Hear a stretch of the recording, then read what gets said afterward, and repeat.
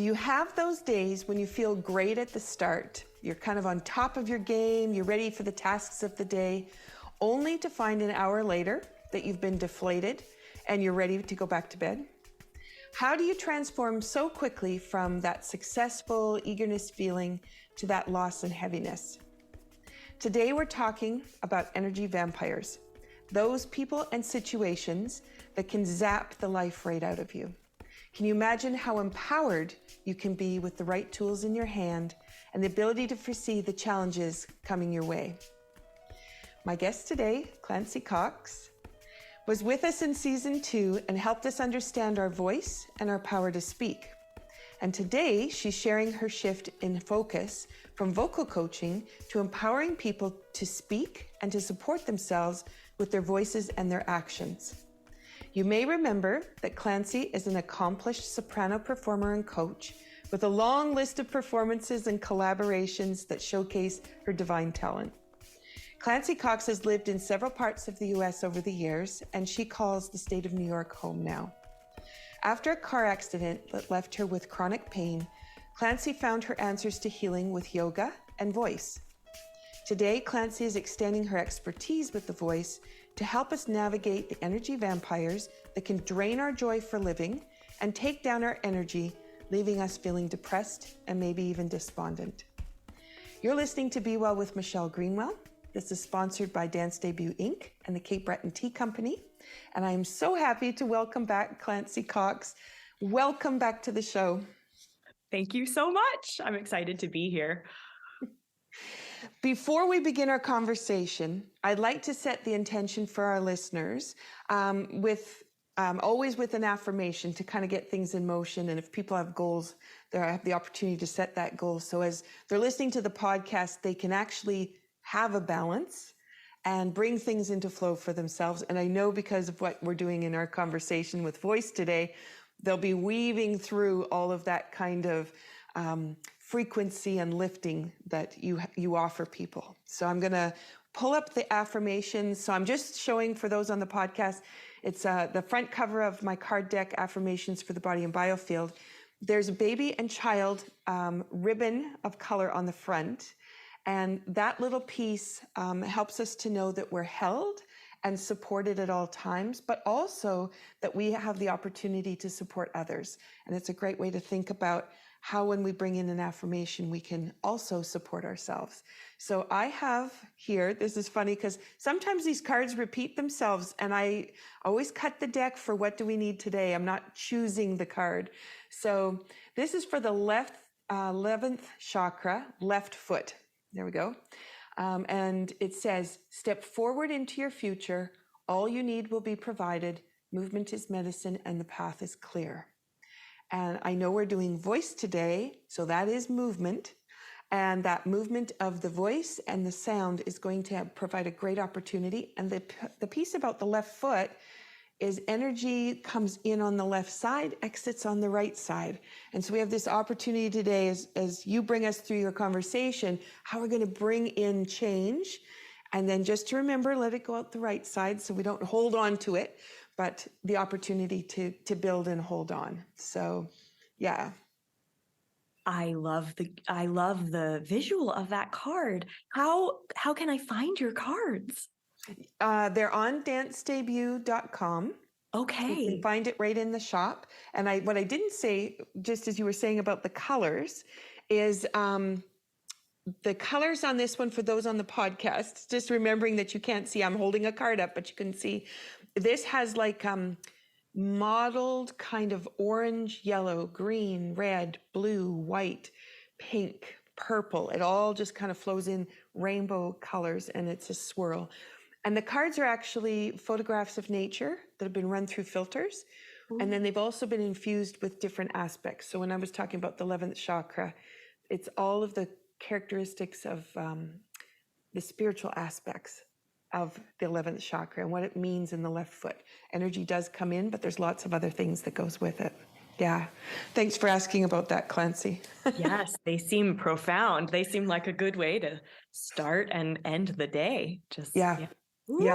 Or during those hard times too, that we're going to talk about. Yeah. So now to bring things into action, we can do that with a cup of tea. And so always inviting people who are listening to please take the time. If you're busy driving, listening to the podcast, we know you have to have your attention somewhere else. But if you have the time to put on a pot of tea, sit down, relax, and listen, then we invite you to take the time for yourself. What have you packed for today? Well, I had my tea earlier this morning, and right now I'm drinking protein. It's coconut milk, warmed up with a protein powder and collagen and ohm mushroom powder. So they're one that is it's lion's mane. So it's supposed to support the nervous system and the brain for Awesome. memory. So yeah, and this mug is actually, it's made by David Norton. He is a potter who is also a family friend. And so I love it. And it has this, in the handle, it has a little divot for your thumb. So it just fits. It fits perfect. And then just again, for the people on the podcast, what happens for a lot of the people that I have on is everybody hugs their mug, right? Yes. It's a way we really do give back to ourselves in how we hold that mug and how we engage with it, which is fascinating. And do you want to describe the colors on it? Because again, for those who can't see. Yeah. And what I'm told is that this is sort of a mystery, you know, when the potter does the glaze and the overlaps, that they don't really know what colors are going to end up being created in the kiln. So there's a lighter blue, there's this triangle of orange overlapping with a more acute triangle, and sort of a, I don't know, dark indigo, and brown. So yeah, just the way they overlap gives really me joy to look at. Yeah. And you're right about the right angles. And, you know, sacred geometry, there's a lot that can happen with the kinds of symbols that we can work with, the ways that we can bring those in, and the way that we can look at things. So it's nice, you know, then you can put your hand around that mug. And that's, you have a lot going on there, and with color as well. So for people to realize the mug can be very important, and how we prep things, bring it to the fun. So what I did is I took one of my teas. So I have the Just Chillin' tea. Oh, it's beautiful. And I made it into an iced tea today. I thought I'm going to just celebrate the fact we're moving into summer and that tea can be iced. Most teas can be iced, and they're beautiful without adding any sugar. This one, for again those people listening, it's like a golden amber color. It's a beautiful color, and this is a black tea that has cranberry in it. So it's just got a little bit of that tanginess to it, you know. And I've got it in a Celtic glass. So I've got my Celtic trilogy symbol on it. So body, mind, and spirit. And also the weaving that happens in life. And then I've garnished it with a lemon today, which was kind of fun when I was cutting it, because I was like, oh, here's that little piece of sunshine to add to the top of the glass. So lots of fun what you can do with beverages and the way you approach the food and the beverages that are at your table. So cheers, Clancy. Thank you for joining me. It's so great. I'm looking forward to this. Me too. Yeah, that lemon is beautiful. And the glass, everything. Yeah. Oh, it's lovely. I've been drinking all winter, but moving everything into an iced tea now, it's really fun to see what I can produce.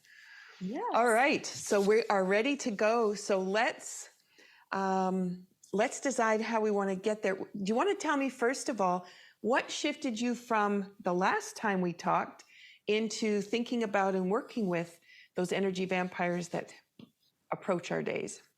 Yes. Well, I think it's important to come to some consensus about what terms we'll use, both to maybe describe ourselves, and to describe this concept of the energy vampire type of person. And I'm trying hard to to acknowledge that the humanity, of this spectrum and wherever you fall on it, and not create an us and them kind of thing, which is difficult sometimes. I find myself in my language falling into that us and them, because there is this sense of possibly, we talked about triangles in a drama triangle where you have a perpetrator, a victim, and a rescuer. There can be these polarizing ideas of, well, who's the perpetrator and who's the victim? I personally don't like to imagine myself as a victim. I don't like that word. But there is.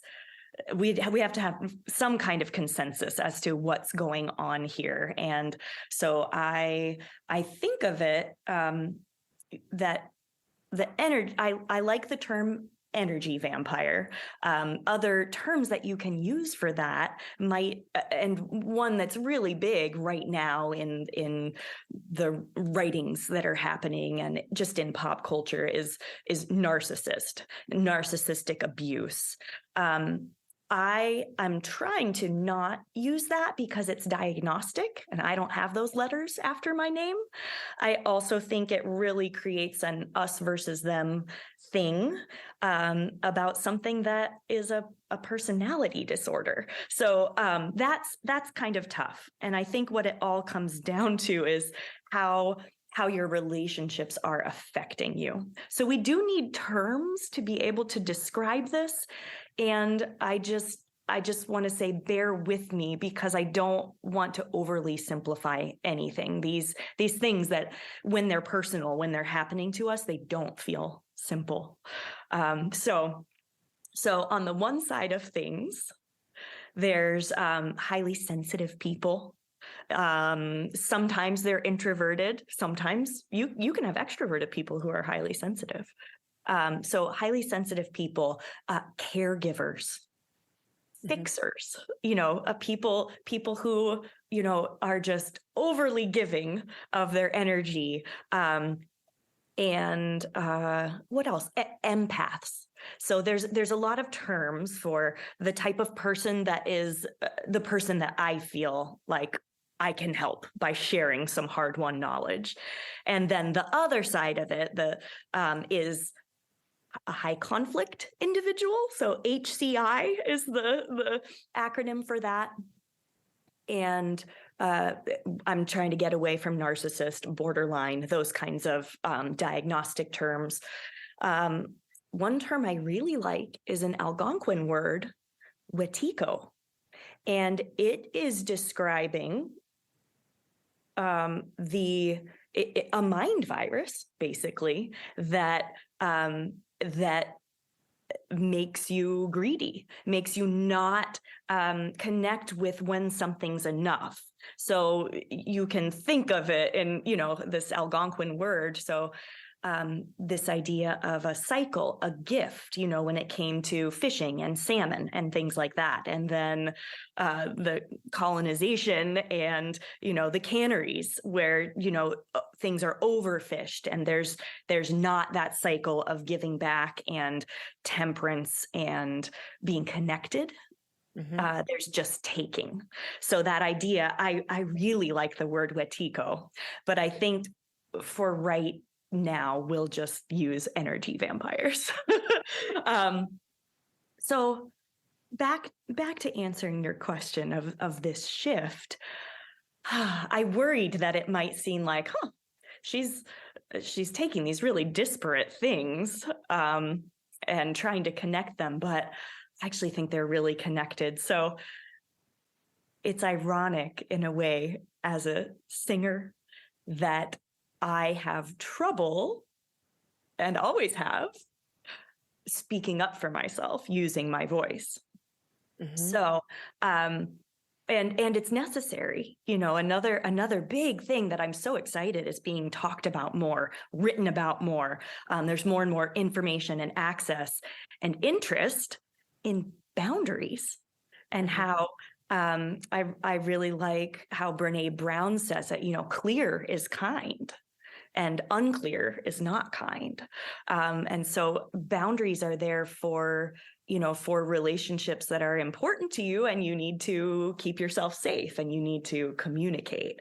And it's not always easy to communicate. And not all of us had great role models at creating, communicating, and defending boundaries, right? So I've just been devouring books about boundaries, about linguistics, how to communicate clearly, the syntax of communication, the tactics of verbal abuse, how to recognize them, how to name them, so that you're not just in a relationship that's completely confusing. You know what your feelings are, but how do you name what's happening to you? And so all of it can kind of go back to childhood conditioning stuff, how you are able or unable to set and communicate boundaries, I think goes to really deep childhood stuff. So the chakra system is incredibly helpful in identifying what's going on underneath those initial emotions. What's happening? Where have I experienced this before? How old was I? How do I take care of that childlike part of myself? And how do I get present to what's actually happening now, instead of all of these deep childhood things that are being triggered by whatever is happening now? So I guess I'm trying to go back and answer your question, but I guess that I've reached a certain point in my own healing where I'm really ready for that.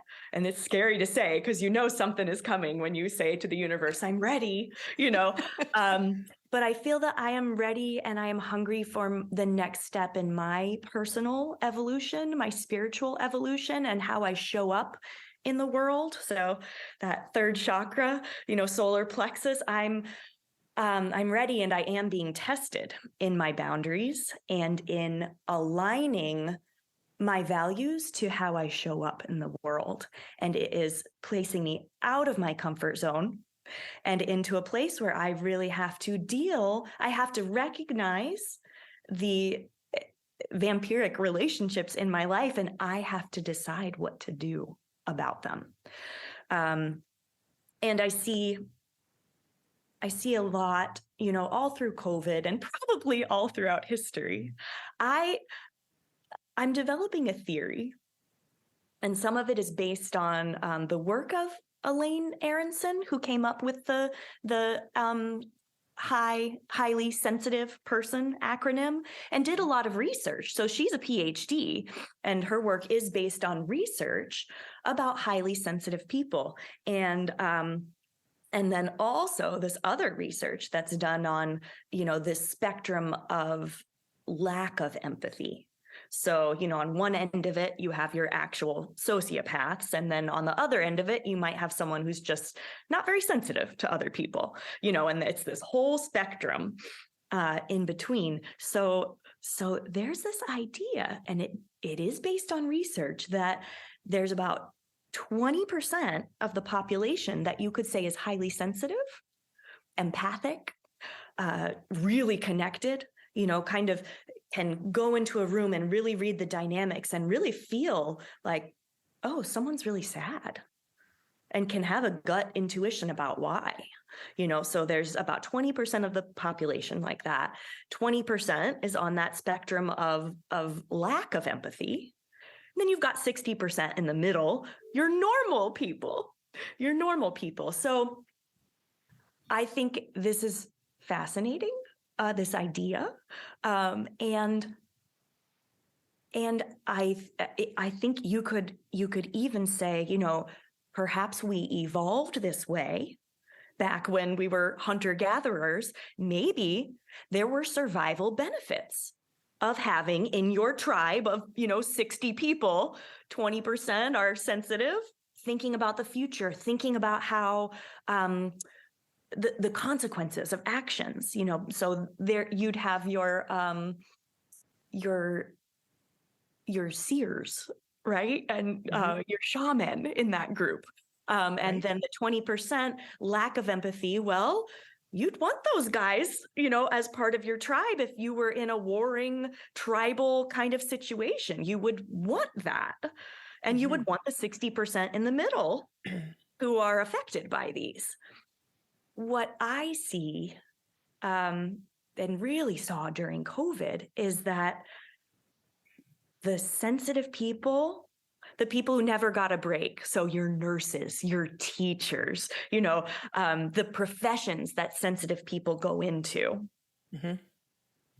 Also, you're behind the scenes people. You're people setting up stuff at church and cleaning up and all of the behind the scenes stuff. People who aren't necessarily looking for personal glory, people who are content to be behind the scenes making things work. They got tired. If you have empathy and you feel connected to people, something like the pandemic will really tire you out because you don't necessarily know how to stop giving your energy. So what I've noticed is the people in my life, and I love my sensitive people, and I consider myself in that group, they are tired. Your social workers, and you can see it in terms of people sort of forewarning of crises in fewer and fewer teachers. I mean, the burnout rate for a new teacher is within 5 years.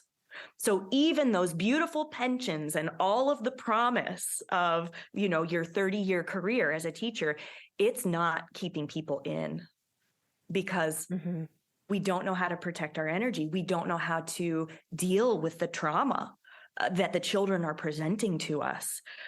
So that's not good, when your bright, shining, empathetic people who are going into the teaching profession cannot be in it for more, they don't even make it to 5 years on average. That's a problem. So, and nurses and the medical system. I mean, it's pretty wild how many people are choosing to be traveling nurses as opposed to working where they are. And that's a lot of stuff that I can't get into. I don't know enough, but I just know anecdotally, there are things happening that are not sustainable. And I also think that our culture is really rewarding the behaviors that are lack of empathy, that show lack of empathy. And you can see it in, who gets paid, who's making money versus who's doing the real work. And so I just began to see in my personal life, so microcosm, but also macro, that the balance of these 20% on either end is getting out of whack. And that has huge ramifications for the environment. You were talking before we started recording about the fires in your area. So fires have always happened. It's part of nature's way of,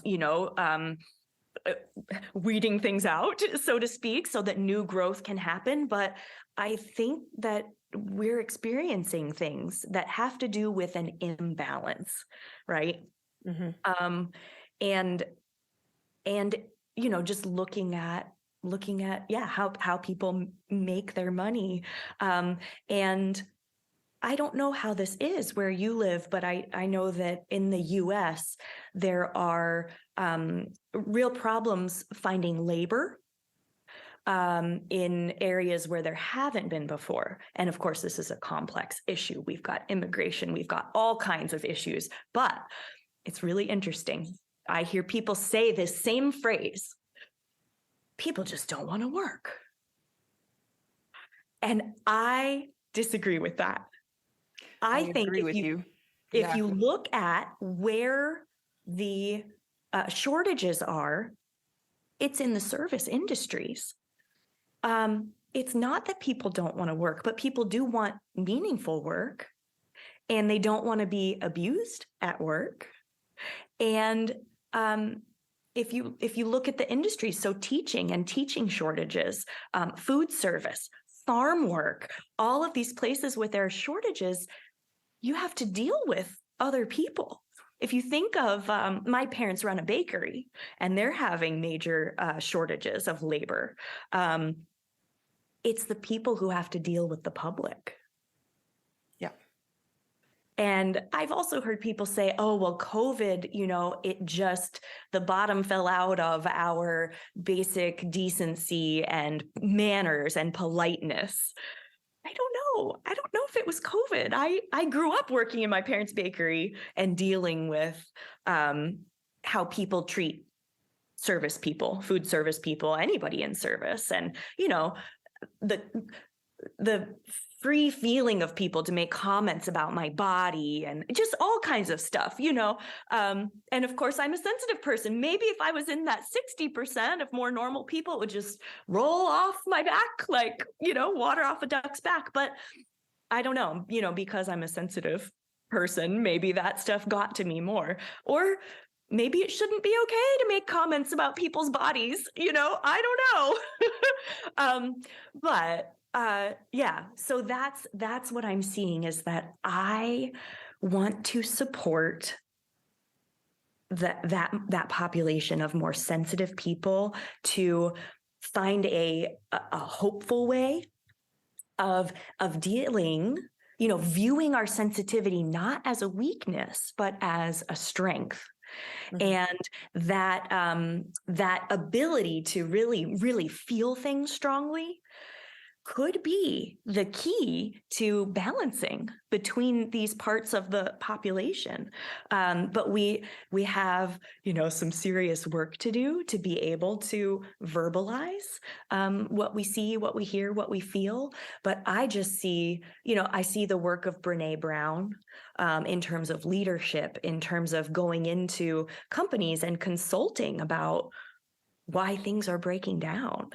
And I really think it all goes into balancing these two sides in a way that respects the strengths of each.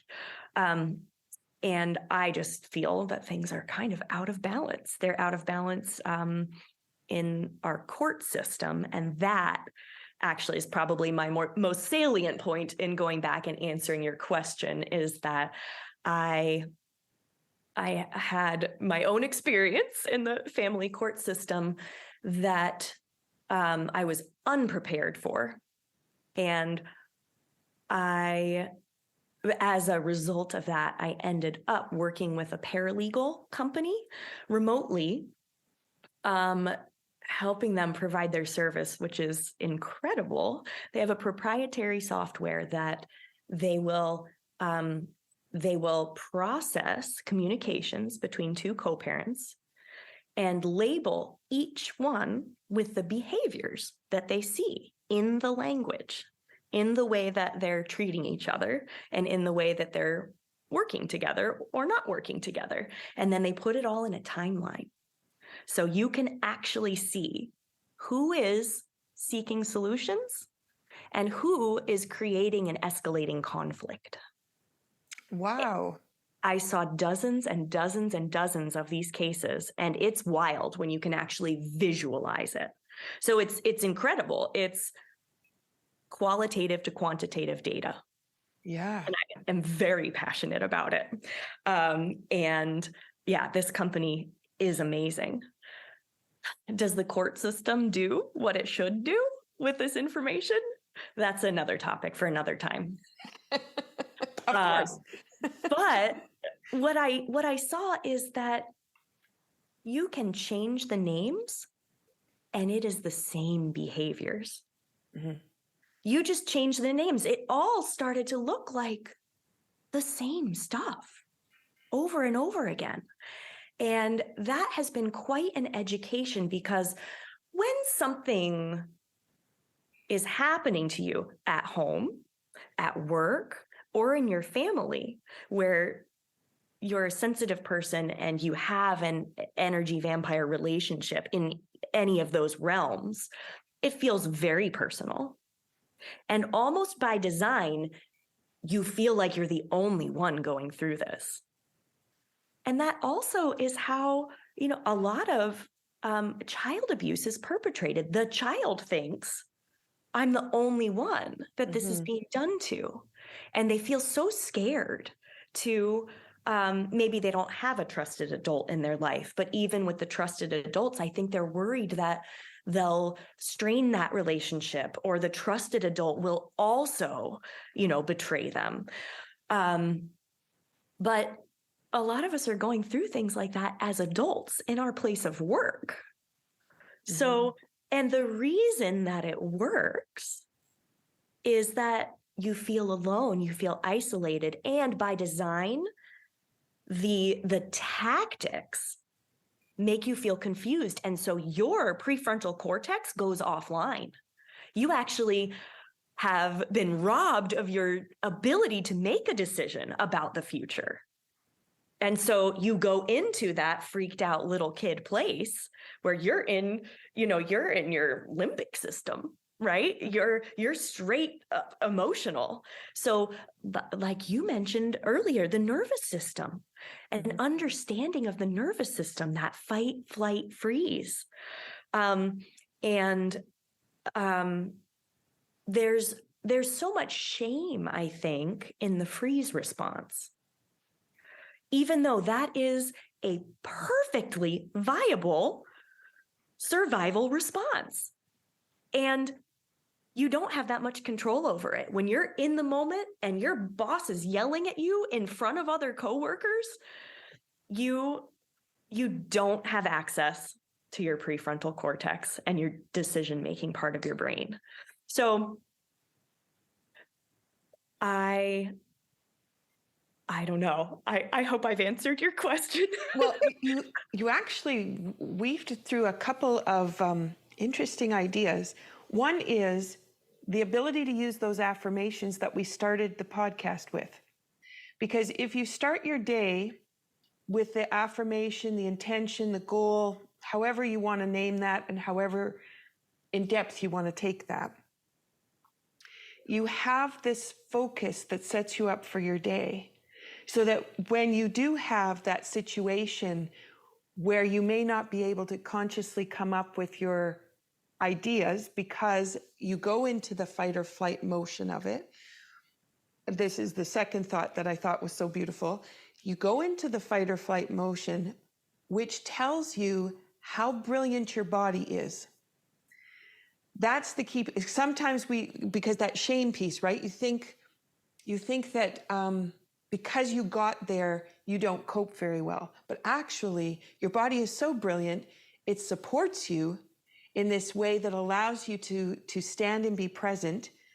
And then by the opportunity of bringing those affirmations in and understanding where you want to go, the situation then transforms from what the other person wants of you by the way that they're behaving with you to the place where you go, this fits with my ideas, or this does not fit with my ideas, because you've already determined that before they even come to you.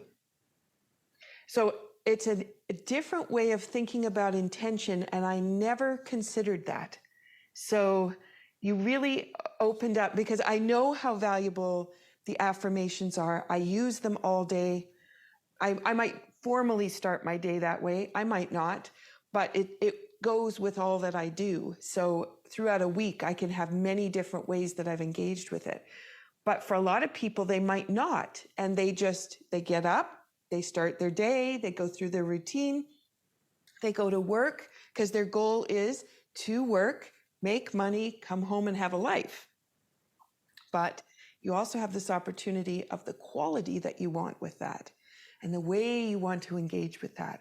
And you can set all that up if you take that time to have a cup of tea and hug the mug and really think about what it is you want to do. Thank you very much, because those insights of the tools that I use are there because of the way I did my research, but also I had never brought it to the way that you've worded and phrased everything. It's beautiful. Oh, well, and yeah, what you have just said, I mean, I can personally attest that my morning routine has been life-changing. I have a specific, not very long, I start my tea boiling, and I do 3 sun salutations. Each one of them has some variation. And then I go over and I pour my hot water on my tea, and then I go and I meditate. And, halfway through, I do a little spin. So I switch which leg is on top. And then I look at a card. Right now it's a Teachings of Abraham deck, and it's a wonderful way to start the day. So yeah, reading that and just sitting there, and that could be something that guides my whole day. And yeah, whatever happens later that day, like you said, you can view it in light of this thing that you've read and what you think about it. And I think it helps give that tiny bit of space between what's happening, what's coming at you from the outside world, and then choosing how you want to respond to it. Sometimes, like I said, it's not a choice. I might just freeze. Mm-hmm. This happened to me a couple weeks ago. I actually ended up writing my very first blog post, my very first, published blog post about it, because it just seemed really important to me to forgive myself that in the moment, something slightly shocking had happened where someone had invaded my space and tried to touch my face at church. And that's not welcome to me. And I just thought, I was so upset with myself that I didn't, raise my voice and just say, step back, sir. Replaying it in my mind over and over again, what I shoulda, coulda, woulda done. But it turns out it's not in my nervous system response to do that. When someone invades my space and does something that I think is, at best impolite and at worst, very dominating and kind of scary, I go into freeze mode. And like you said, what a beautiful flip to say, my body knows what to do. There's some kind of wisdom there. Mm-hmm. And it's deep, and it has to do with survival. And so, yeah, the blog post was, exploring that and just saying, okay, if I can't in the moment say all the things that later would be the perfect comeback or the perfect way to deal with it, how do I deal with it now? Instead of being flooded by the emotion itself of feeling shocked and feeling invaded. Okay, so look at what happened. Look at the actual, facts of what happened. Look at my feelings that are connected to the facts, but feelings aren't facts, right? they are what they are. And then what have I done in the past in my life when similar things have happened, and what will I do now? Mm-hmm. What will I do now? I can make a different choice now. And so what my choice was to write a letter. And this goes into the services that I am offering people who find themselves in this same situation. My service is one of communication and one of a process. So it's a 3-step process. I call it the name it, tame it, and reclaim it process. And it has to do with the situation that caused, anxiety, feelings of shame for how you did or didn't deal with it. And how do you just take those little steps to start to feel better? So instead of being stuck in, I'm the victim in this triangle, there's a victim, there's a perpetrator, and I wish someone would rescue me from it. You kind of step out of that. You step out of that and say, well, what will I do? What would my highest, most wise self tell me to do? Or if I am reparenting myself, if this were happening to a 7-year-old child, how would I help that child navigate through these feelings in a way that will help them be more resilient later, you know? So I just made an assessment of myself, you know, okay, ideally, I'd love to, in the moment, be able to defend myself verbally and make myself very clear. But because I know I'm beginning to really learn about my nervous system, I think that will happen. That will happen eventually. But instead of waiting around for the hormone changes and the wisdom and all of the things that need to happen to make that less scary to me, I wrote a letter. And so my process is, first you write it and you just let it all hang out. This letter is not going to be sent anywhere. You might burn this letter afterwards. You probably should. But you talk about your feelings, you talk about why it's wrong, you talk about everything. And then if you have time, hopefully you do, you just set that aside and you express those feelings, right? And then for the one you're actually going to send, if you decide it's safe, because that's a big thing with boundaries, is, like you said, your body has wisdom.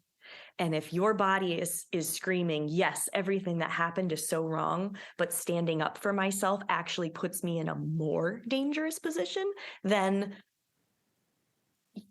you know.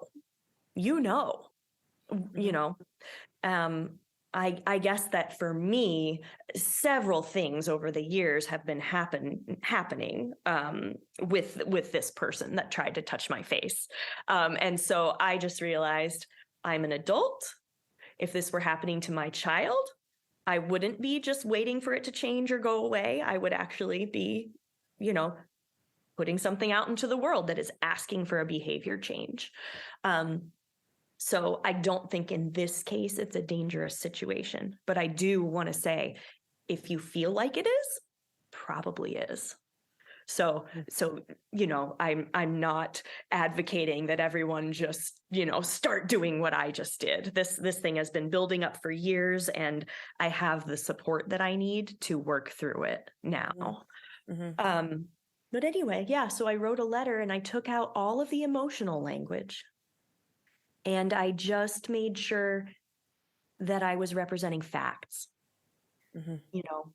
On this date, this thing happened. On this other date, this other thing happened.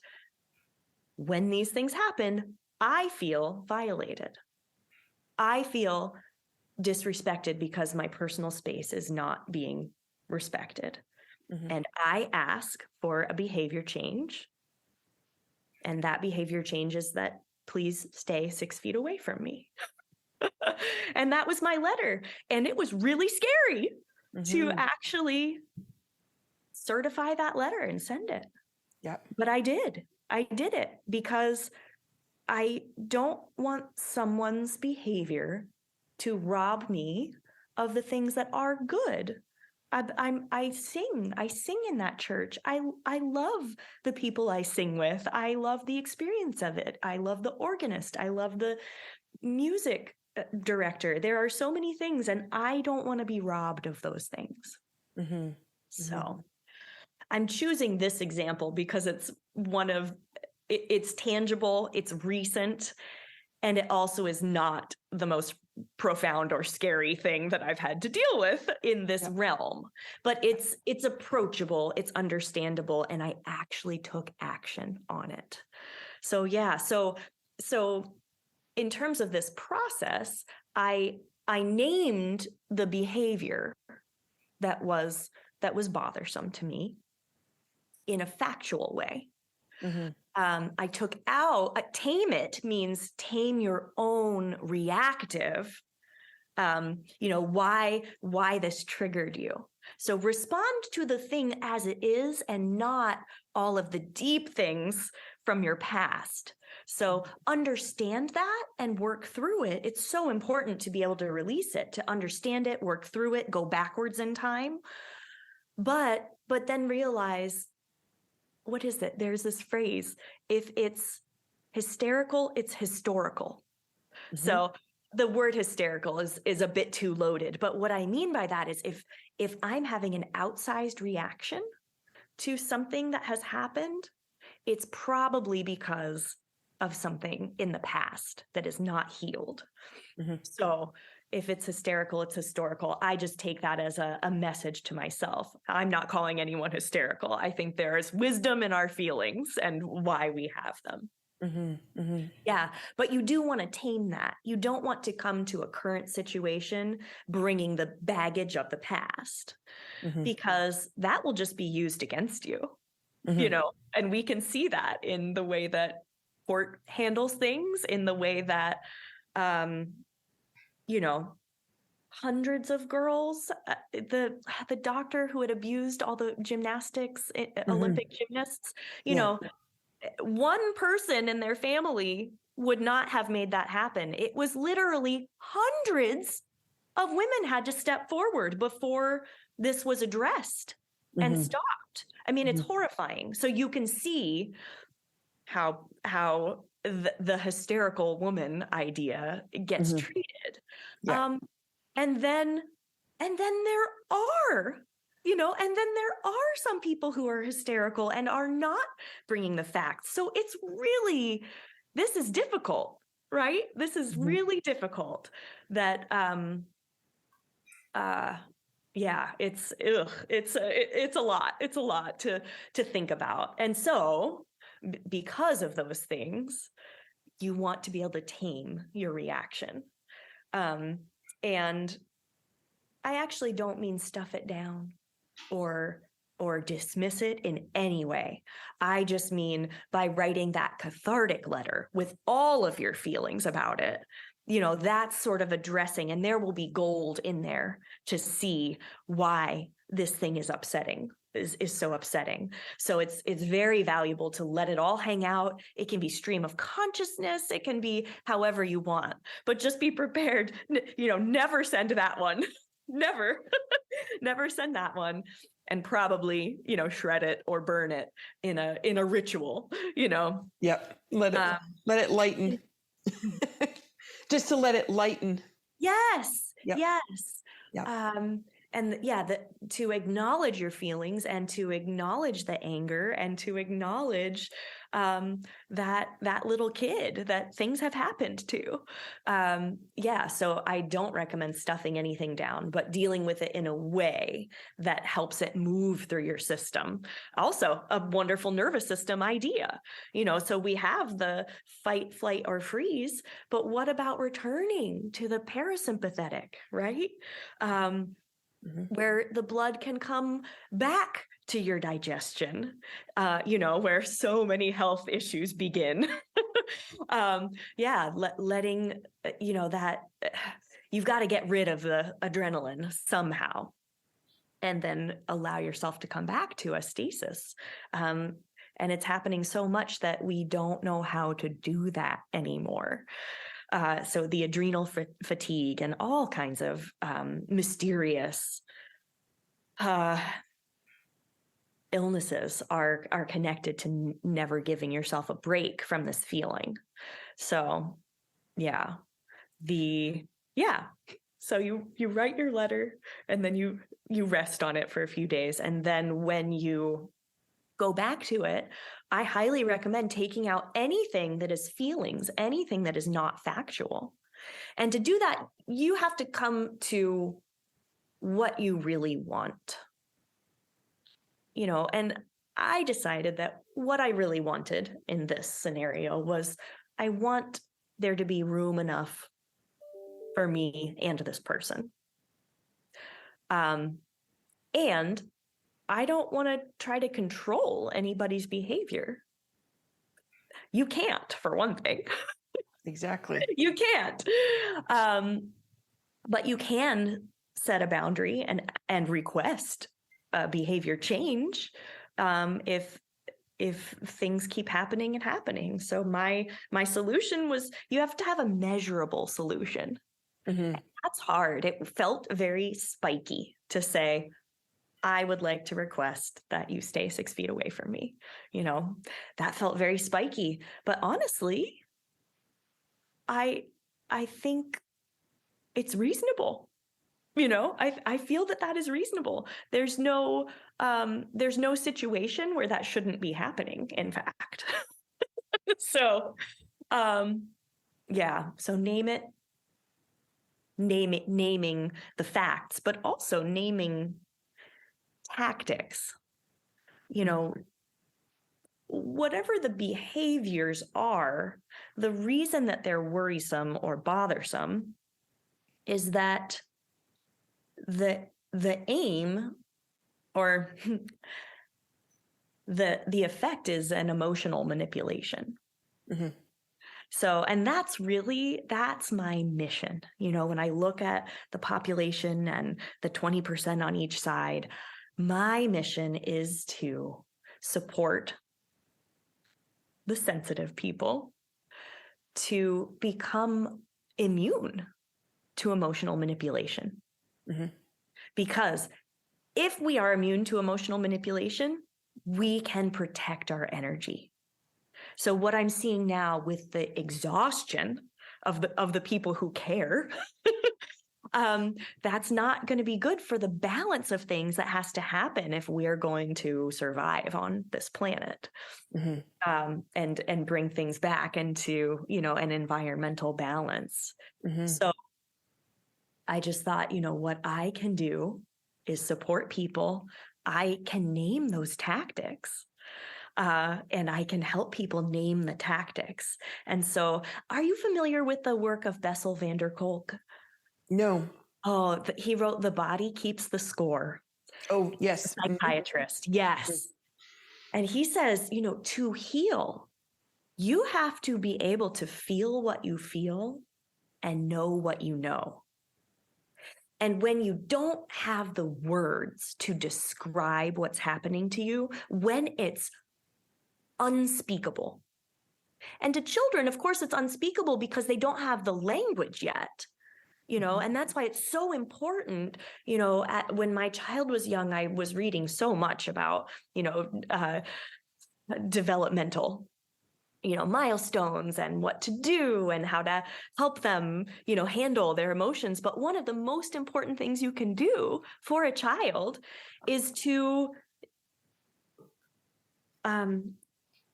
witness their emotion and say, you look frustrated, and then, describe what frustration feels like, in your body or, a time you've been frustrated so that they feel seen and they can mirror that. So there's amazing research that's been done about, when children can express themselves verbally, say, I'm really mad, they're less likely to bite other children. Mm-hmm. It's the children who are biting are often not having the language to say what they are feeling and deal with it that way. So it comes out in a way that's really unacceptable and scary. So again, reparenting ourselves to, I feel this way. And that feels like this in my body.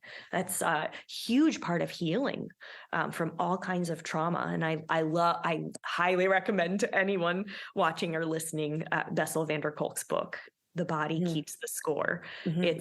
It's wonderful. And it's research backed things for things that sensitive people know intuitively. But I love that it delivers the goods, with all of this research to say, oh yeah, it makes sense that you feel that or that you know that because here's the research that shows it. It's wonderful. Mm-hmm. Mm-hmm. And then, reclaim it is deciding how you're going to respond instead of taking the bait, basically. Mm-hmm. The bait that has been laid out for you in a tactic of emotional manipulation. If you take that bait, you will feel ashamed of your behavior. You will have acted out of alignment with your deepest values because in that moment, you didn't have access to your prefrontal cortex. you acted out of survival and you engaged, and now you're giving the energy vampire the energy that they want from you. They don't care if it's positive or negative energy, right? They care that you've engaged, and the fact that you've engaged tells them that they have the control that they crave, the control and power. It's about power. And it starts a cycle.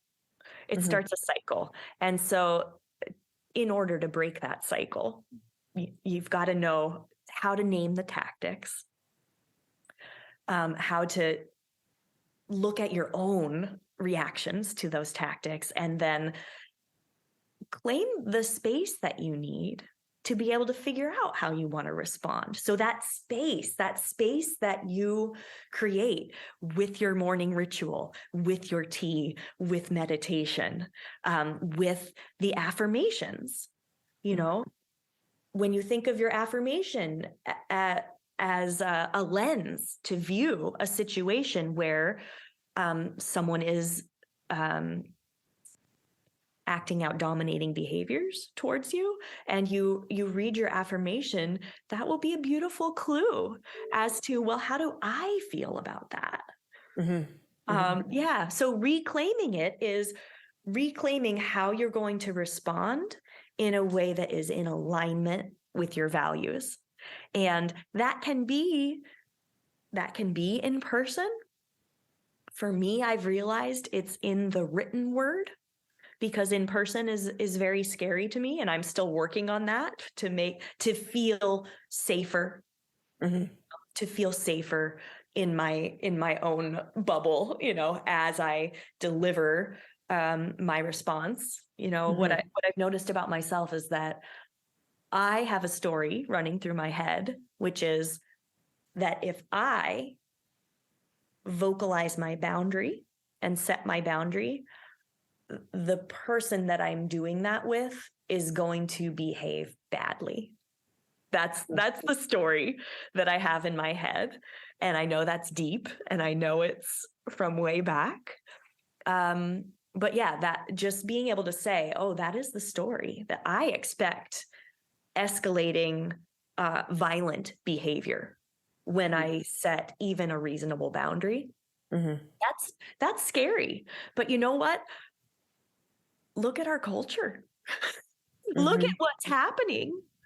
Look at the fact that the leading cause of death in pregnant women in the US is being murdered. That's horrifying. So I didn't do this. This isn't this isn't paranoia. This is the way the culture is, and there's facts and research, and it's terrible. But, so what if we learn how to be immune to emotional manipulation before we're in dire straits? What if we learn to recognize when someone's going through something like that, and how to be supportive of them in a way that doesn't put them in more danger?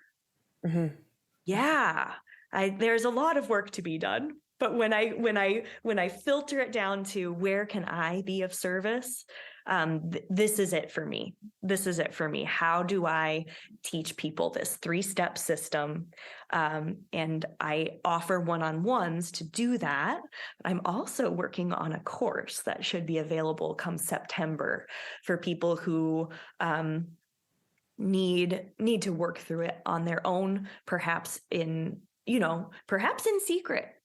Because if you are in relationship with an energy vampire who also could be violent, as soon as they know you're changing the dynamic, that's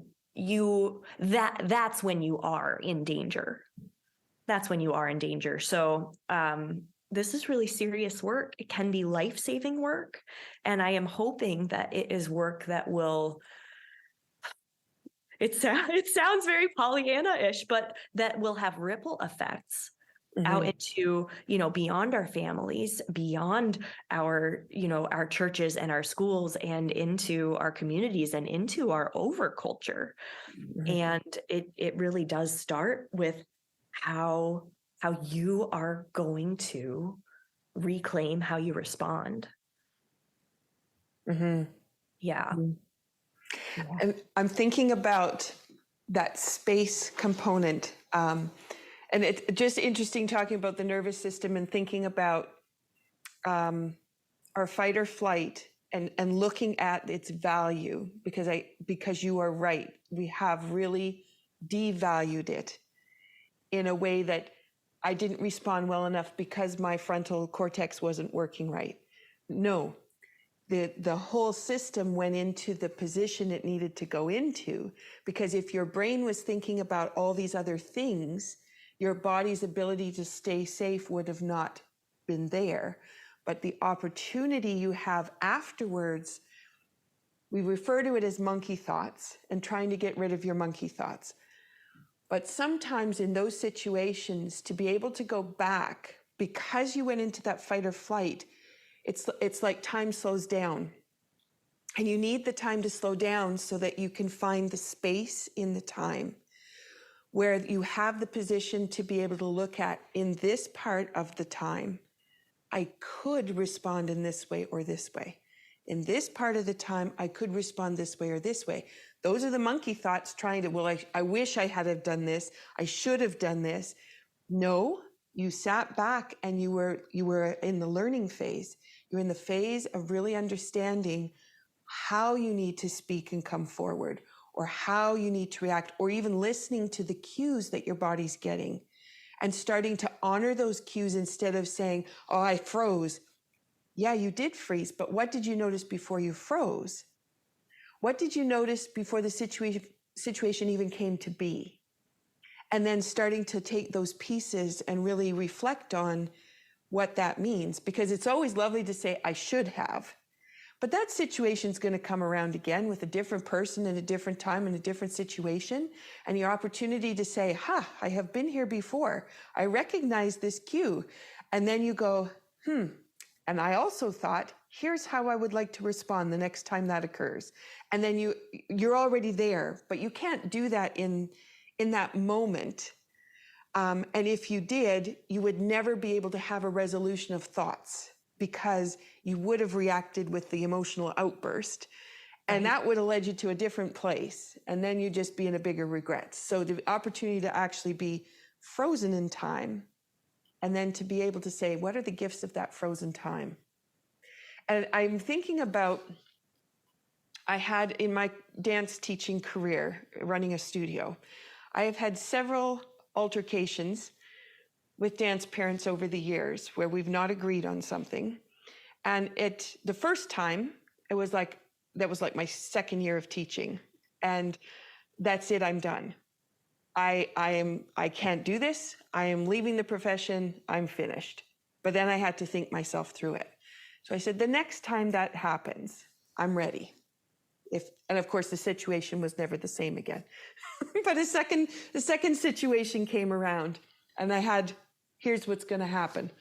And so I responded in one way, thinking it would be the right way. But of course, there's different parameters, different people. And it was okay, but it wasn't the best way I could have responded. But I learned again. All right, I responded this way this time, but it didn't quite produce what I wanted. So when the third time came around, we're across decades, because it's not that I had this happening all the time, but these are really outrageous situations. But in that third one, I did exactly what you were saying, which that hand going up, I cannot have this conversation right now. I am willing to book an appointment with you later this week, and I'm happy to sit down and discuss it with you, but I cannot do it right now. And I came home and I went, I'm for those people listening to the podcast, I'm licking my finger and I'm putting it up there, and I strike for me. I actually stopped time and said, I need my space. I have to think about this. I have to get my emotions out and know how I want to respond. And when we both come in, we have the opportunity to sit and have that discussion. Yes. And it was hard, like you said, right? It's hard to sit and do that because I wasn't writing it down, because I would much rather have written it down. But writing it down didn't work the first 2 times. So, when I got to the 3rd time, I had already walked myself through those vocalizations and that writing skill and the ability. But by the time I did get to that 3rd time, I was in the position to say, I now can voice what I want to say. I know what I'm willing to offer. I know what I'm willing to receive. And then I could put it in place. So yeah, it's such a process, but that space is so valuable. But today I'm really appreciating looking, and I was saying to you that, I've been studying and working with the nervous system through my Movement Made Easy class, and really honing in on tiny aspects of it and energetically connecting with it through movement. And I know that's going to sound way out there for some people listening at the moment, but it's really bringing balance and flow to the body, but doing it through the lens of the nervous system is how we've been doing it. But you've really given me the opportunity to look at that fight and flight, at going back into our most instinctual pieces and honoring the incredible wisdom that is sitting there for us, that usually we don't listen to because we're referring to it as the lesser parts of ourselves. You go into your back brain, and the back brain is only good for these things. Or the emotions that happen in the amygdala, which are linked to that back brain, are these, instinctual pieces. And it's like, yes, they are, but they are our greatest wisdom. Yes. Joy and passion and flow, those are things that get to happen after those instinctual expressions have had the opportunity to guide us and provide us with wisdom. Yes. Yeah. And I just want to say, like, the shame and the monkey mind that happens after a situation where, I wish that I had handled it differently. Those are, I think, I haven't come across a phrase to describe this. Like, I've heard people say secondary emotions. But I'm really discovering this difference of the emotions that I believe are conditioned, by family of origin, childhood experiences, and our overculture, versus what you're describing, those deep, instinctual, the deep part of the ancient part of our brains, like the wisdom of that. So yeah, separating, feelings of obligation and guilt and shame. Those are not the ancient brain, right? Those are not survival. Those are cultural, and those are childhood conditioning, and family of origin, right? So just being able to name those is so important. And reparenting, I see that I'm feeling shame about freezing in that situation. Well, the reason I feel shame about that is because only one response is glorified in our culture, and that's the fight response, right? Yeah. I mean, it is glorified. But that's not always going to keep you safe. In fact, a fight response with the wrong person at the wrong time could get you killed, right? So, it's just really important, I think, that the grown-up, wise, higher self part of yourself talk to the part of yourself that's feeling those obligation, guilt, shame. All of those emotions, those are the emotions that a clever emotional vampire will use to control you and to keep taking your energy. So, and when you've got an emotional vampire taking your energy, do you have any room for your morning routine that keeps you balanced? Probably not. You're probably tired. you've probably got addictions popping up because you're not able to restore your own energy the way you normally would with a walk in nature, with movement, with exercise, with singing, with being with people. You're not, because an emotional vampire knows. I love this term. Christiane Northrup wrote this in her book, Dodging Energy Vampires, which is another resource I can wholeheartedly recommend. Wholeheartedly. There's a few things in it I don't necessarily agree with, but there's really good information in there, especially if you're first coming to this concept of, oh, maybe I'm more sensitive than the average bear. And, maybe because of my good qualities, I'm being targeted because I'm a great target. I think the best of people. I give people chance after chance. I consider things from many different angles and give people the benefit of the doubt. Oh, you better believe that energy vampires will love that. They will love someone who gives them 1,000 strikes instead of 3. Exactly. So, yeah. And so the phrase I want to share from Dodging Energy Vampires is that energy vampires have a malignant intuition about what your inner child wants to hear. So during that phrase where they're sort of grooming you, testing you, putting you up on a pedestal so that you're vulnerable to them, they have a malignant intuition about what your inner child wants to hear. They also have a malignant intuition about how to manipulate you using whatever triggers your inner child. So if it's feelings of fear, there's a great acronym, FOG: fear, obligation, and guilt. And that is a tactic to trigger those feelings in somebody. And it's a form of entrapment, really, because sensitive people are usually very nice people.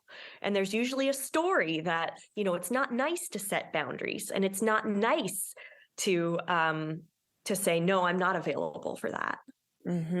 But we have to learn how to do that. An empowered, highly sensitive person, an empowered empath, is a force of nature.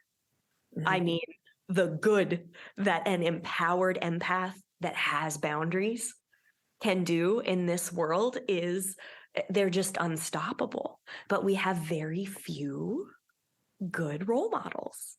So that's another thing I hope to do, is instead of every person reinventing the wheel with their own healing process, after domestic violence or even, workplace stuff that happens, instead of reinventing the wheel, I want to offer all my hard-won wisdom and to keep offering resources to people, so they're not starting from zero. They're starting from, someone who's 10 years out, That's what I'm hoping. Yeah.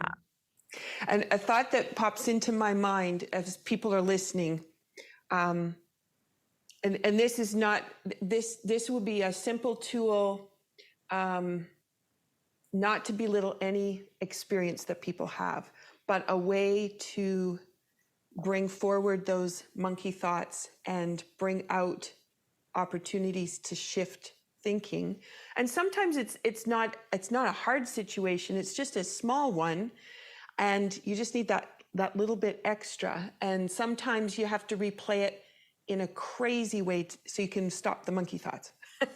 So some, and I think of, if someone were to fall, and you hurt yourself, and then you think about, if I had not stepped on that rung the way that I did, then I wouldn't have fallen. And then this person has a fear of climbing the ladder because they fell the last time. But in order to change that, you can change within yourself the way you think about it. So when I fell, I didn't land on all the rocks that were underneath there, but I actually create a pillow of marshmallows. And so I'm climbing up the ladder and I've fallen off and I land in the marshmallows. And when I land in the marshmallows, it's actually bouncy. Now you can see I'm going really outrageous with it. But if you put your fingertips on your forehead while you're doing that outrageous thought pattern, the body and the brain thinks that was the reaction. And so the emotional stress release points by just holding the fingertips on the front of the forehead allows the body to process through some thoughts. And even though they're outrageous thoughts, it's a really lovely way to transition yourself from, I shouldn't have done that, into the body just thinks it's resolved. And you landed on a marshmallow and, everything was lovely. And now the ladder is no longer a threat.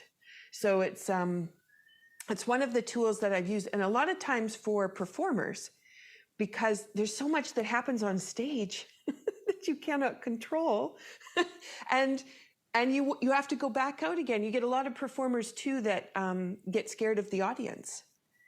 And it's just all those reactions start to build up over time. And then there's so many ways that they've blocked in these reactions.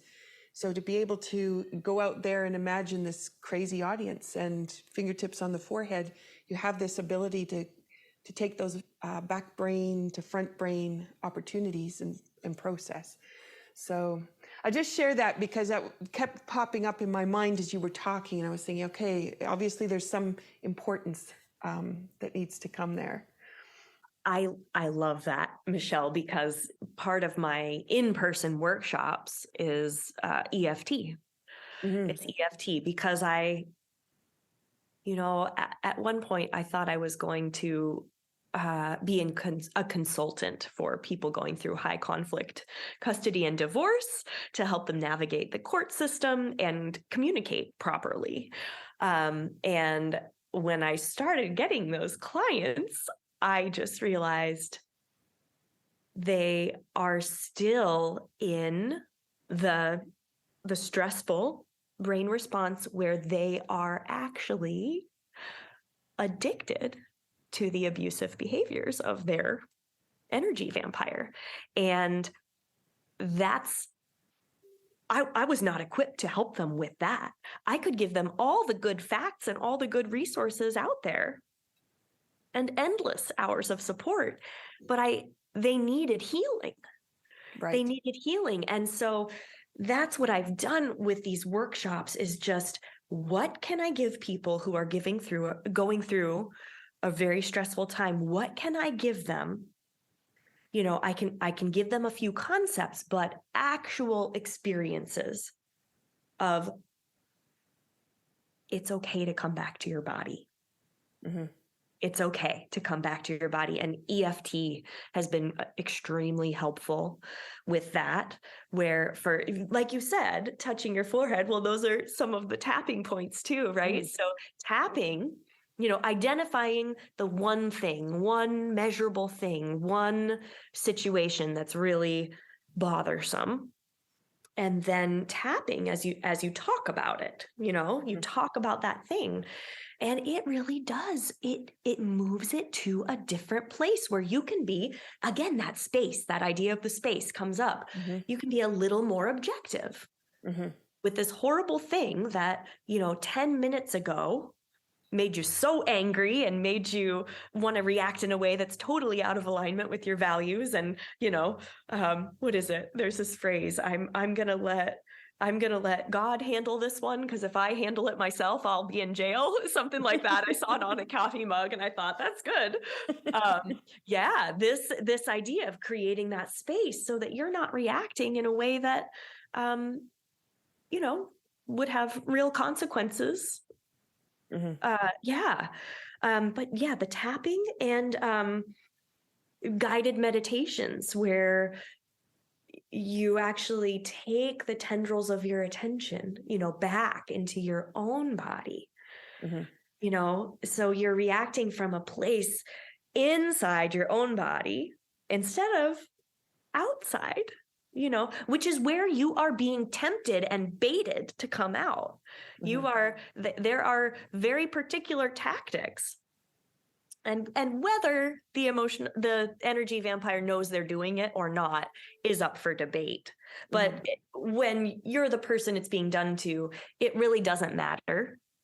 whether it's premeditated and intentional on their part or not, the effect on you is the same. Mm-hmm. And so you have to decide what you are going to do about it. You are not going to control their behavior. Mm-hmm. So, what are you going to do about it? Well, you don't want to make that decision from a place where you're out of your body and dissociated. You are going to want to make that place from the wisdom of your body. Mm-hmm. So that's what I've discovered in my own healing and in the tools that I want to offer people is, how do you get back into your own body so that you can have that space with which to make good decisions and the courage to move forward with them. Mm-hmm. And the discernment with, maybe moving forward with them makes you less safe. And so you decide another decision, but, putting yourself back in the ability to, receive wisdom and move from that place is huge. Mm-hmm.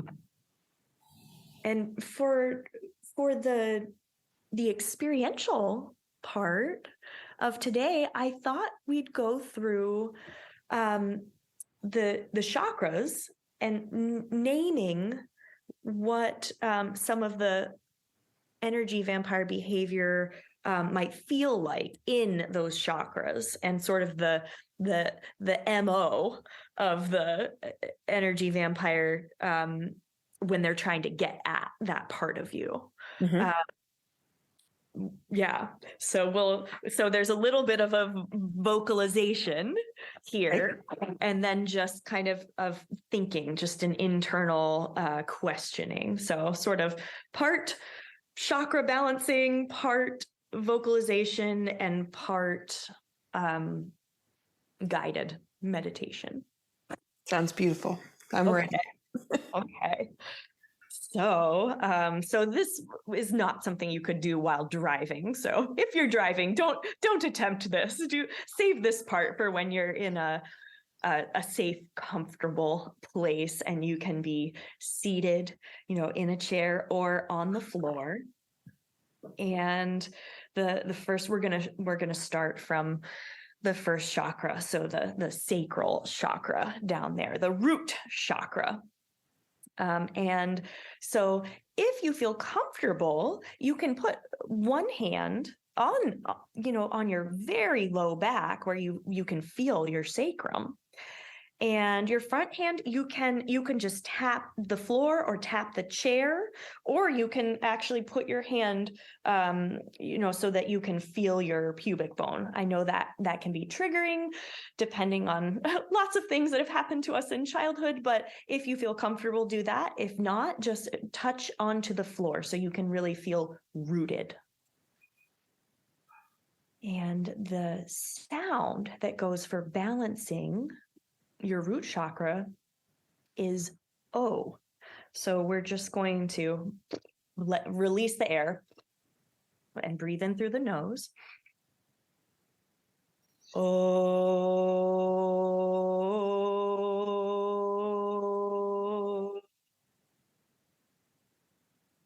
Do it again.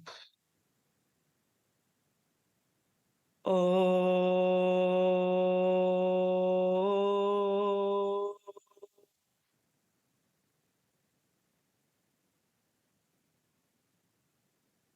So your root chakra, it represents survival.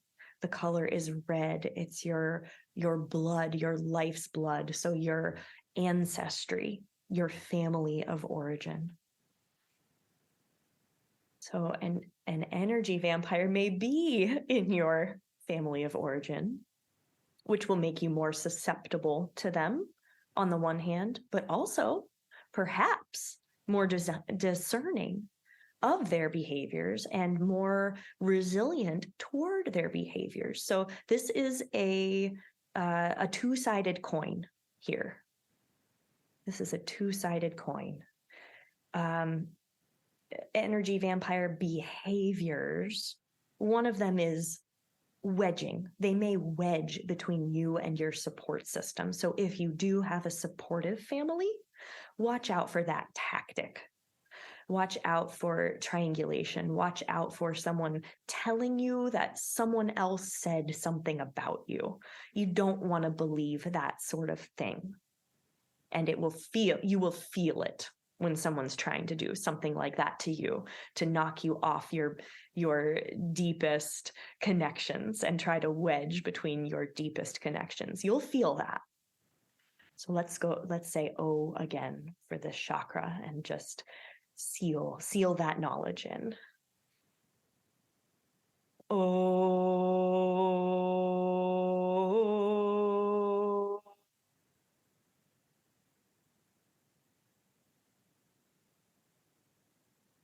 And the second chakra, this is your low belly underneath the belly button.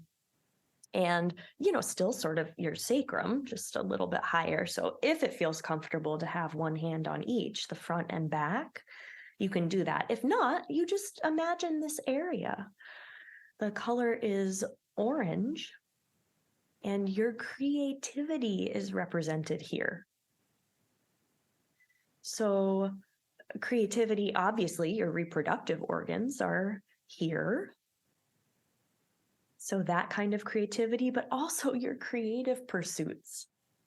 A really deep aspect of who you are is what you create in this world.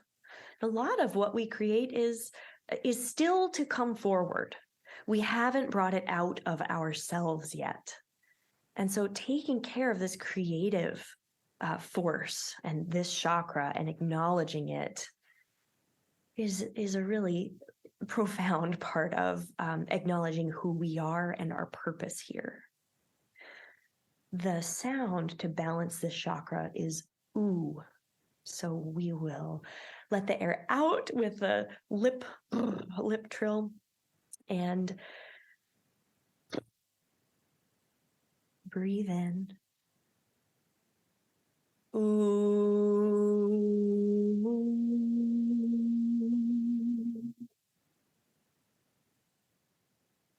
Ooh.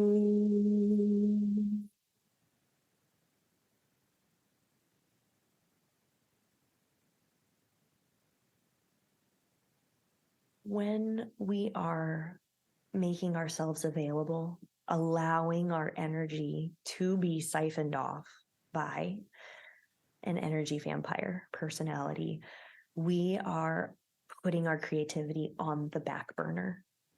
We are allowing other people to always come first. This is one of the beautiful things about us, that we are altruistic, that we have a sense of self-sacrifice in terms of taking care of the whole. But this can get out of balance with an energy vampire because there is no reciprocity. I'm getting the word wrong. Reciprocal. It's not reciprocal with the energy vampire. They cannot be satiated. And so your energy is not going anywhere where it will be returned or transmuted into something else. So beware of the energy vampire who makes unreasonable demands on your time and energy, who is depending on you to do everything for them. Beware of your tendency to allow yourself to be manipulated into overgiving. And this is a place yoga helps so much. It can help you fill your well, and it reiterates this concept of you need to give from an overflowing well, not from a drained well. Otherwise, you will have nothing left for your own creative endeavors.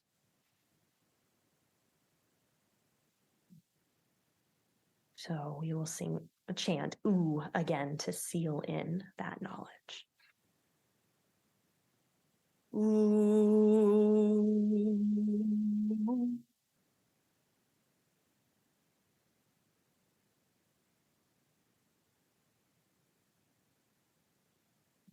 The third chakra.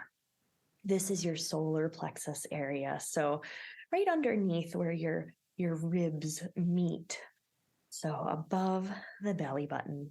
And if you say ha, you'll feel it right there. Ha, ha. The color is yellow, and this area, it stands for how you show up in the world. How you show up in the world. And the sound is ah. So this area can be extremely affected by a relationship with an energy vampire, because part of what they are good at is putting you on a pedestal, but then right at the most necessary moment, working to undermine your sense of self-esteem, your sense of accomplishment. These strange little naysayer ideas of how everything you've accomplished before really doesn't amount to much. And it's undermining of your confidence. So that is how an energy vampire relationship at work, at home, or within your family can affect you. It can affect the way that you feel confident to show up in the world. So you may begin to withdraw from the world, thereby losing more of your sense of support. So this area is a really good one to feel in touch with. And again, just ha, ha, you feel yourself come into your body. And this is an area that you want to embody. You do not want to vacate this area, or the second or the third chakra. Coming into these chakras, let's just take a breath and imagine feeling like you are filling the red, orange, and yellow. And another breath coming into your body.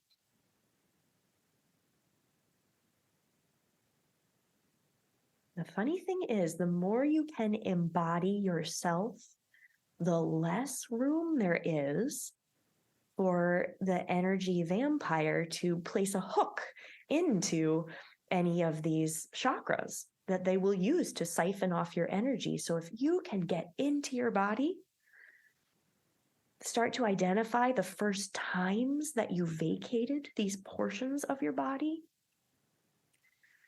you will start healing more and more and more. And you will start unhooking those energetic webs and sealing up those energy leakages. So the sound for this one is ah. And again, we'll just release the breath. Breathe in through the nose. Ah.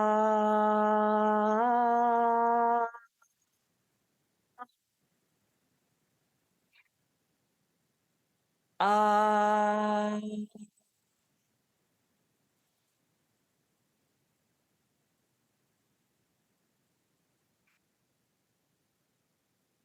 Another thing that can happen with the solar plexus is that you have super traits of showing up in the world like you are keeping everything together. These are the grade A students who at home do not have it so well, and so they are hyper functioning. They have super traits that make them seem to the outside world that they've got everything together, that nothing bad is happening to them. And it's just not always the case. So the solar plexus, you may be showing up in a really successful way in the outer world, but you may have it a really different way in your inner world or behind closed doors, and that can also affect this chakra. So let's take one more breath and one more ah.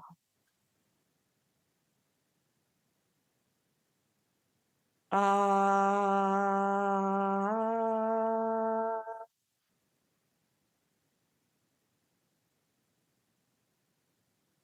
And then moving up to the heart chakra. It becomes harder depending on your arm and shoulder flexibility to feel both the front and the back, but you can have one hand, one arm bent with your elbow above your shoulder, and then so, and that may not be comfortable for as long as we'll be here. So you can switch, or you just imagine, being aware of the back of your heart. So have your hands however is comfortable. You can have them both on the front of the heart, but just be aware that, oh, there is a back of the heart chakra. And it's an important place to balance. So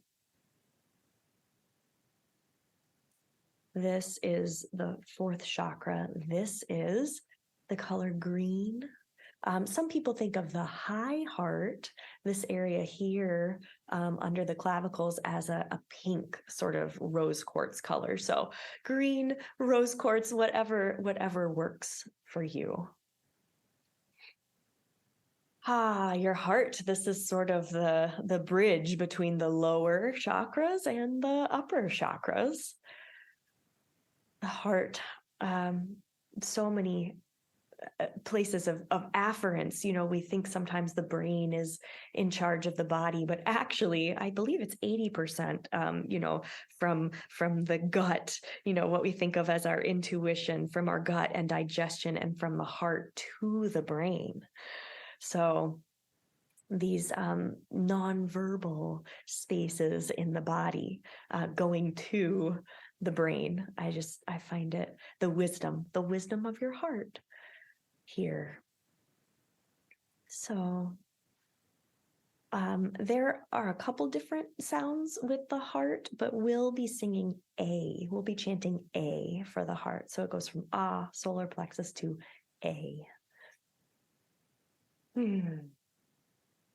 So take a nice breath in, lip trill out, and another breath in before we chant.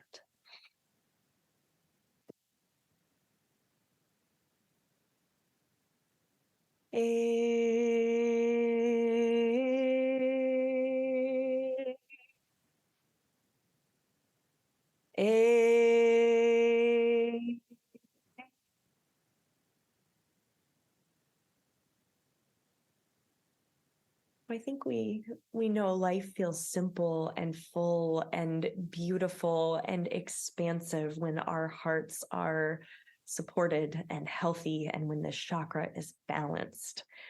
And as a nation with a lot of heart disease, with research that's showing that isolation affects heart health, loneliness, isolation, and stress, those are major indicators of your overall health, and they all affect your heart.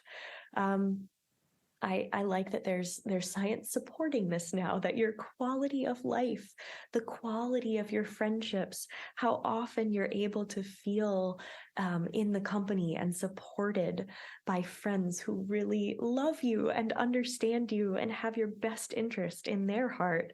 These are all things that support your health, and not having them has detrimental effects to the health. And the energy vampire affects the heart, and this is why I mentioned the back of the heart, because while we are giving from the front of the heart, at some times we can feel stabbed in the back. So work here, approach it with love, with gentleness, with a real idea of reparenting the inner child, with a real idea of how you're going to build yourself up instead of tear yourself down.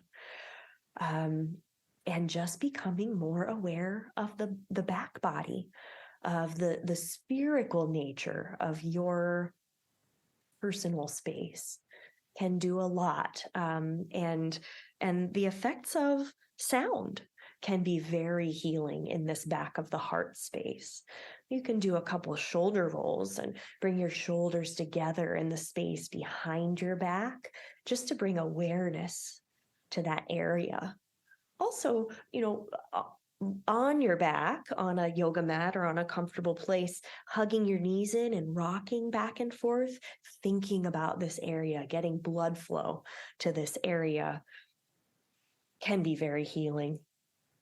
And the ways that the heart chakra can be affected by the energy vampire relationship is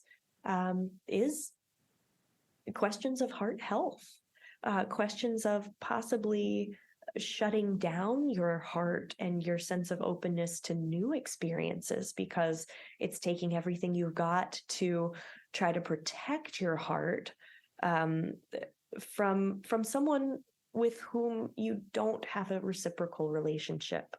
Part of you thinks it is, perhaps there's some cognitive dissonance here, but your heart knows, your body knows. And so listening to what the heart knows, it doesn't always give us the information we want. It's not always the easy information, but if you get quiet and you ask your heart about any particular decision that you're making in matters of the heart with an energy vampire, it can be very confusing because they may present in a romantic way as a twin flame, as a life partner, as, you know, the one who completes you. And so realizing perhaps that how they're presenting is not the way it truly is, that takes being open to your heart wisdom.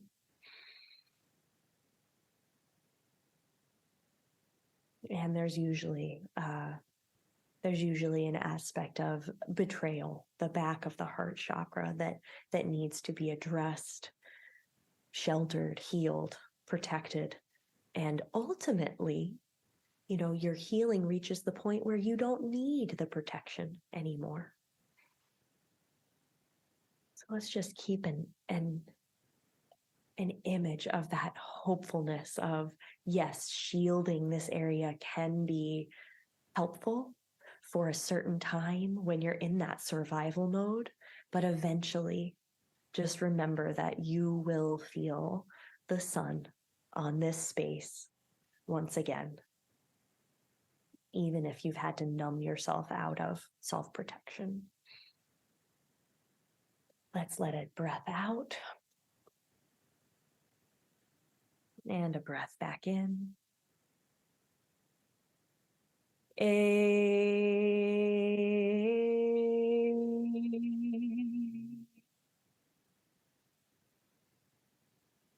And moving to the throat chakra, you might just have both hands on the front or one hand in front, one hand in back.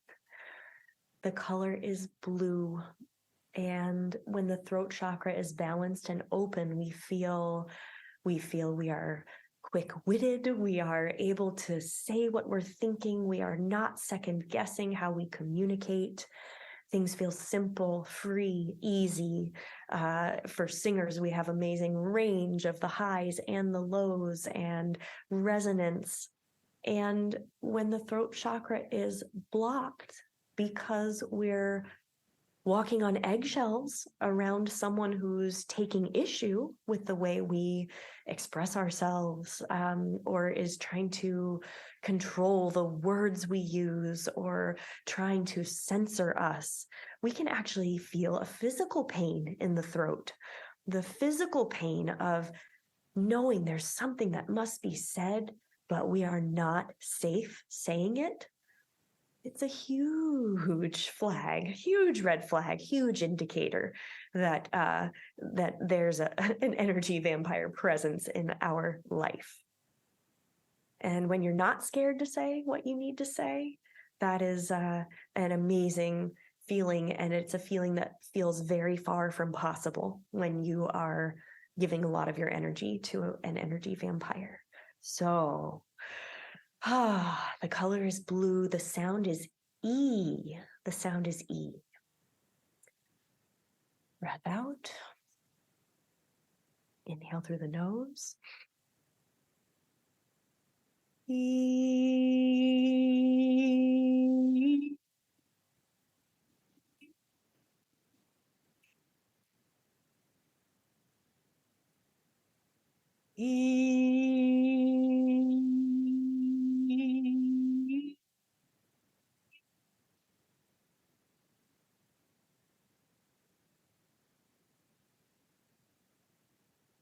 when a relationship with an energy vampire has evolved enough that you no longer feel that you have free speech, that you feel scared talking about what's actually happening to you, that you are thinking that if you only had the magic words, that you could fix this relationship, that you could heal yourself, that you could heal the energy vampire.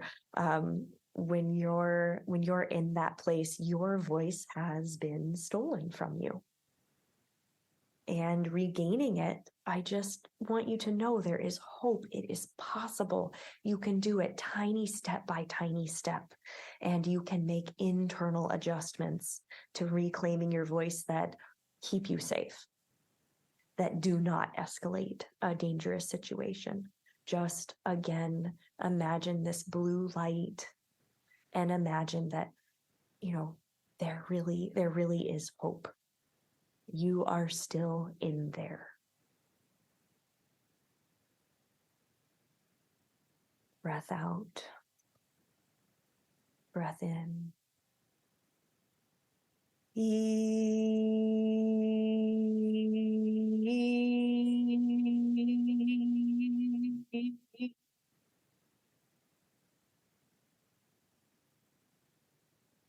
And then moving up to the 6th chakra, third eye chakra. The color is indigo, and this represents your third eye, your intuition. This is a place that can be blocked in a relationship with an energy vampire, or, this is also the place that personally I've felt a lot of cognitive dissonance, and that is a term for the very uncomfortable, untenable feeling of holding two truths at once, two conflicting truths at once. So, this can be really affecting. It can make you feel that your mental health is fragile when you are not listening to your intuition, when you're pushing down your intuition, or when you share your intuition and it is dismissed or minimized by others. There can be a feeling of real disconnect here. And when it's healthy, you have a sense of self-trust, of discernment, of knowing what is good for you and what is harmful to you, and being able to connect this intuition to the throat chakra to create your boundaries, to defend them, to communicate them. But when it's pretty advanced with an energy vampire, this may feel like a part of you that you don't trust, because your sense of your own intuition and your own wisdom may be being actively undermined. So the sound for this one is an M. It's a humming M. I'm sorry, it's an N or an NG sound. The M is the crown chakra. N or NG. We're going to do N for now. And you'll feel with the humming of the N, the creation of a visor of sound, a boundary, a shield around you. So let your breath out. Inhale.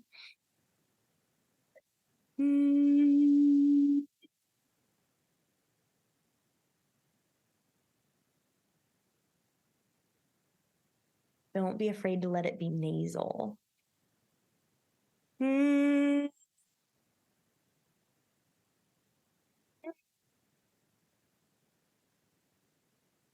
That's the end of no. Okay. And the 7th chakra, this is the last one we will do in this exercise. That one is the M. This is the color violet. And this is the air around you. This is the space around you. This can represent the space that Michelle and I were discussing, the space that you can take between an outside situation, trigger, and your response to it. So this space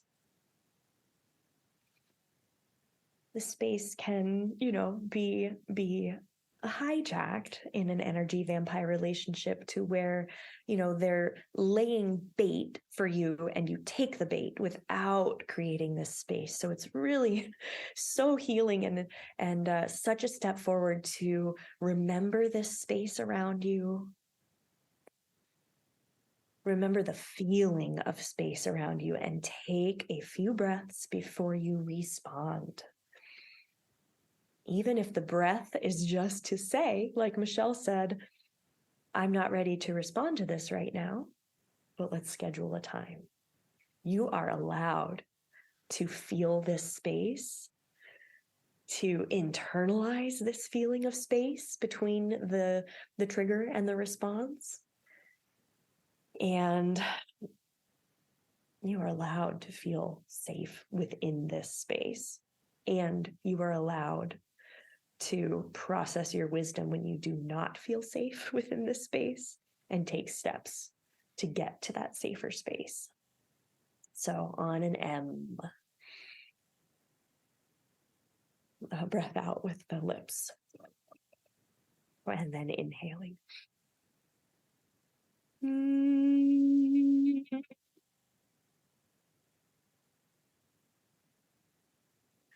Think not just of that space right in front of you, but also all around you, this sphere of space. So again, breath out.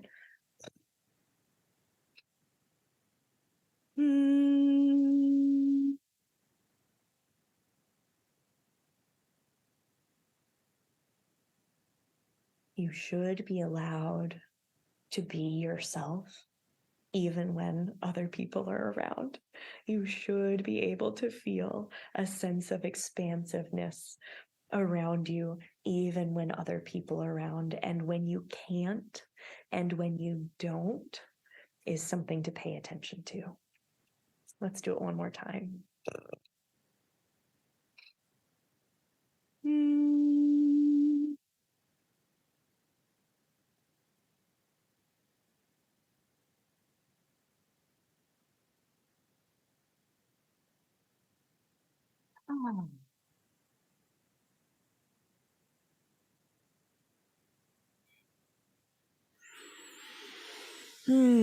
Lovely, lovely. Now that you have everyone zenned out, I had one thought before we bring everything to a close today, about the chakras, and a way to think about the chakras for people is that they have cycles, and those cycles come around every 7 years. So even though you may have thought, I dealt with this already, I don't understand why it's coming up again, and just to know that a different aspect of it comes up, all those qualities you just described in the chakras, a different way of exploring for you to find more of your power is to look at that next layer of the chakra. And if a situation does come up, it's your learning experience. So what does that layer look like? And then now, what power do you have, and how can you advance it? And how can it help you moving forward? So I just thought I'd bring that forward for people to think about, because the chakras are just so incredible, the gifts they have. I agree. And just that idea of the two-sided coin, our best qualities can also be twisted, into qualities that can hurt us or cause anguish. But that anguish is something to look at, the feeling in each chakra. And I'm hurt. Maybe I'm having digestive issues. Maybe there's fertility issues. Maybe there's some issues that all have to do with that second chakra. And maybe it all comes down to you haven't been allowed to express your creativity. So it's like all of the negative symptoms can be a sign to what you said, empowering yourself. All of those symptoms, if you address them, might give you a springboard into a whole new higher quality of life, where you're embracing your natural, innate, wonderful strengths and qualities. Yeah. So yeah, the pain, really following the pain and staying with it and looking for where it is in your body can give you a clue to the exact thing you need to do to heal it. Exactly. Yeah. Yeah. Oh, Clancy, thank you so much for another lovely conversation, and the eloquence with which you speak and the depth of introspection that you bring to a conversation. I love it. How can people connect with you, find you? And I know you had said there were some things on your blog post, so just give them those little clues. Yes. Well, my main website is my name, and I think it's the easiest one to remember. So I'll give you that. It's Clancy Cox, ClancyCox. .com. So clancycox.com. That is mostly for my singing things. The things that I am building, I will be connecting. You will be able to find them through that website. But yeah, I am building a website. It is called CC Cymatics. And cymatics are the study of the visible part of sound. So the way that sound changes the physical world and the visual representations of that. So CC is my name, and cymatics. So that's what I'm starting. That's where the course will be hosted and the community will be hosted. But I am building that right now. But you'll be able to find it through clancycox.com. Perfect. Excellent. All right. Any last words you'd like to share before we close up? Oh, just that the exuberant, free, wonderful little kid energy that you might remember. If you are in an energy vampire relationship, it feels so far away. Simple joys feel so far away, but I just want to give you hope that you can find all of that joy and creativity and quality of life again.